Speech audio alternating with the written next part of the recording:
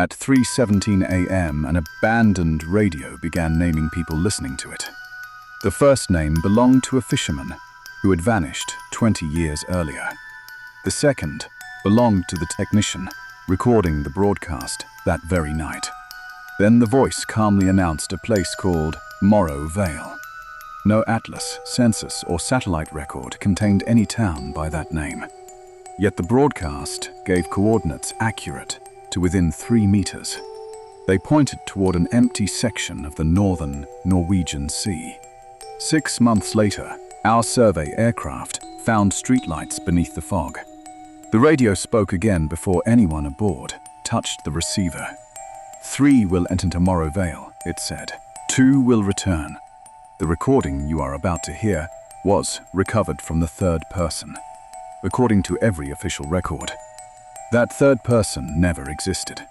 The story began in November 1987 inside a coastal monitoring station. Its operator, Elias Venn, tracked weather traffic for passing cargo ships. Shortly after midnight, every channel fell silent at exactly the same moment. Venn described the silence as pressure, not the absence of sound.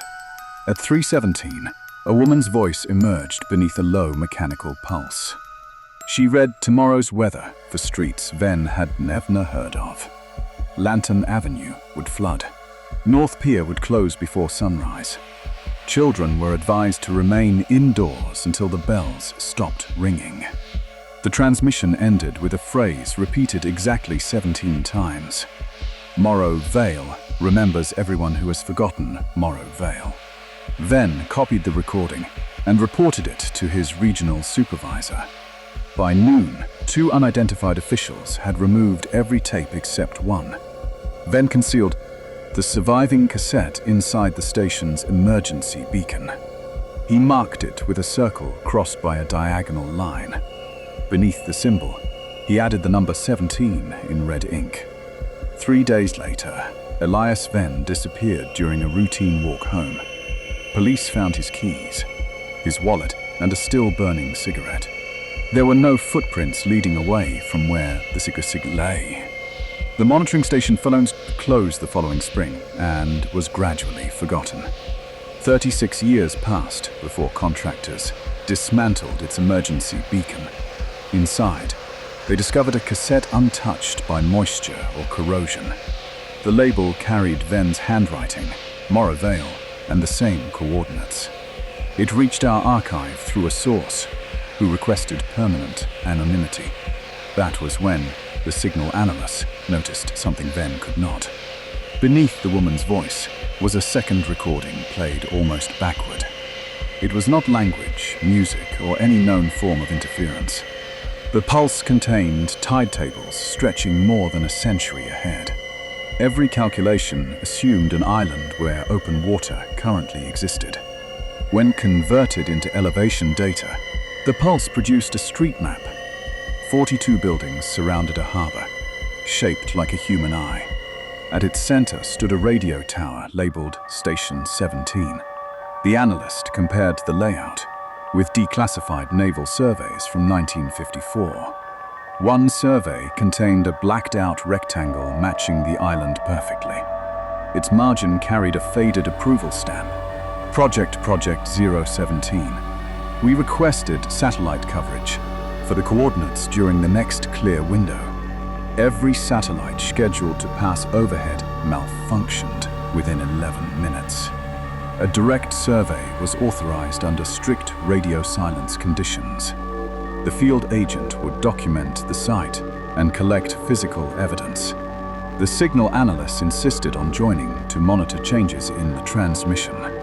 Their pilot was Captain Lena Orlov, an experienced Arctic rescue specialist. Orlov appears clearly in the mission video and equipment manifests. Remember that detail because the archive no longer contains her name. The aircraft departed Tromsø shortly before dawn on February 17th. Weather reports promised clear skies and visibility beyond 80 kilometers. 40 minutes later, a perfectly circular fog bank appeared ahead. The compass rotated once, stopped north, then pointed straight down. Below them, waves ended against a coastline absent from every screen. Morro Vale had appeared exactly where the radio said it would. The island measured less than 4 kilometers from shore to shore. Yet, its streets continued beyond the coastline beneath the surrounding water. Orlov landed on an asphalt road marked with airport guidance symbols. There was no runway, terminal, hangar, or evidence of aircraft. Streetlights remained illuminated, despite the pale morning sun. Rain covered the pavement, but no rain had fallen during their approach. Every parked vehicle faced toward the harbor, with its doors unlocked. Their engines were warm, although dust sealed each hood and windshield. The first building was a cafe, prepared for customers who never arrived. Coffee still steamed in 11 cups, arranged around the silent room. On the wall, every clock displayed precisely 3:17. The second hand of each clock moved only when nobody watched. The team entered homes expecting abandonment, decay, or human remains. Instead, every room appeared occupied only moments before their arrival. Baths were warm, televisions glowed, kettles trembled on cold stoves. Family photographs showed houses, streets, and landscapes, but never people. Mirrors had been covered with newspaper, dated the following morning. One headline reported the arrival of 3 unnamed investigators. The photograph showed their aircraft already burning beside the harbor. Outside, the aircraft remained, intact and visible between the buildings. The signal analyst detected the broadcast coming from every powered object. Even disconnected telephones whispered weather reports through their receivers. Then the town's public speakers clicked on, one after another. The woman's voice welcomed each team member by full name. She described the field agent standing beneath a broken blue awning. She described Orlov raising her camera toward the western clock tower. She described the analyst removing his headphones before he moved. Each announcement preceded the action by exactly 5 seconds. They tested the pattern by refusing to follow the next prediction. The voice said Orlov would look through a bakery window. Orlov closed her eyes and faced in the opposite direction. 5 seconds later, every window reflected her looking inside. The reflections smiled while the real Orlov began to scream. The field agent ordered everyone back toward the aircraft immediately. A street that had been straight now curved toward the radio tower. Every route they chose returned them to the same red door. The red door belonged to Station 17, the map's central building. Its lock opened when the analyst replayed Ven's original cassette. Inside, dust covered everything except 3 pairs of fresh footprints. The tracks matched their boots and led deeper into the station. Along the corridor hung portraits of the town's radio operators. Every portrait showed the same woman at a different apparent age. The earliest photograph was dated 1903, before radio broadcasting existed. The newest carried tomorrow's date and showed an empty chair. The broadcast room contained a microphone, tape machines, and no transmitter. Cables disappeared through the floor into a sealed lower level. On the console, a red button blinked in 5-second intervals. Above it, someone had scratched, "Do not let it finish." A reel began turning, although the machine had no electrical connection. Through the speaker, they heard their own voices from moments ahead. The agent's voice ordered the analyst not to open the floor hatch. The analyst's voice answered, "We already did." The hatch released before either man touched its locking wheel. A staircase descended farther than the island's geology could contain. Orlov remained upstairs to maintain contact with the aircraft. Her final visible gesture was a raised hand signaling 5 minutes. The agent and analyst descended through 11 identical concrete landings. Every landing carried a map of a different non-existent settlement. Some were islands, others were tunnels, cities, or stations under ice. Each location bore the same symbol, Project 017. At the lowest land, he found an archive larger than the town. Metal shelves stretched beyond their lights in every direction. Boxes were catalogued by latitude, longitude, and date of disappearance. One drawer contained maps printed on materials neither could identify. Another held photographs taken from impossible positions above the Earth. The analyst discovered a cabinet labeled with their mission number. Inside were 3 personnel files prepared decades before their births. The first described the field agent as returned with partial memory. The second described the analyst as returned carrying active signal. Orlov's file contained only a photograph of the empty broadcast chair. Behind the photograph was a handwritten instruction addressed to me. It said, "Archivist, this is where your collection begins." Upstairs, Orlov called down to ask why they had returned without her. The men were still beneath the station when her message arrived. Then another Orlov answered from somewhere deeper in the archive. Both voices repeated the same sentence, separated by 5 seconds. "Do not look at me when the lights turn red." The agent closed his eyes. The analyst watched the spectrum display. A 4th heartbeat appeared between their 2 signals on the monitor.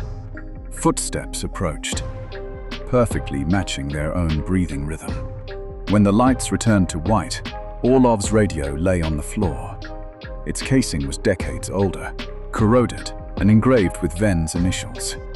The speaker whispered, "2 will return, but only 1 will remember." Somewhere above them, the aircraft engine started on its own. They ran upstairs as every tape machine began playing simultaneously. Thousands of voices described disasters that had not happened yet. Some transmissions came from dates more than 6 centuries away. Others repeated final messages from places erased from recorded history. At the broadcast room, Orlov was gone, and her equipment remained. The tower voice announced the aircraft would burn in 60 seconds. The men crossed streets, now filling with silent human silhouettes. Every figure faced away, holding a radio against one ear. In shop windows, their reflections ran 5 seconds ahead of them. One reflection reached the aircraft and opened its door first. The agent fired an emergency flare through the reflected windshield. Every streetlight shattered, and the silhouettes turned toward the tower. They reached the aircraft with 17 seconds remaining on the countdown. No pilot sat inside, but the controls responded to the analyst's voice. The aircraft accelerated, while buildings folded inward behind its wings. At 0, the island vanished without fire, impact, or displaced water. Navigation returned instantly, placing them 70 kilometers off course. Rescue controllers asked why 2 unauthorized men were flying a stolen aircraft. They had no record of Captain Lena Orlov or the survey mission. The aircraft registry showed it had been decommissioned 9 years earlier. Fuel tanks were empty when the aircraft landed safely at Tromsø. The field agent remembered entering the town with only the analyst. He insisted no pilot had accompanied them at any point. The analyst remembered Orlov, but could no longer describe her face. Their cameras contained 11 minutes of corrupted footage and 1 clear frame. It showed 3 figures standing outside Station 17's red door. The third figure had no face, shadow, or reflection in nearby glass. In its hand was the cassette hidden by Elias Venn in 1987. The cassette now contains 15 minutes absent from Venn's original recording.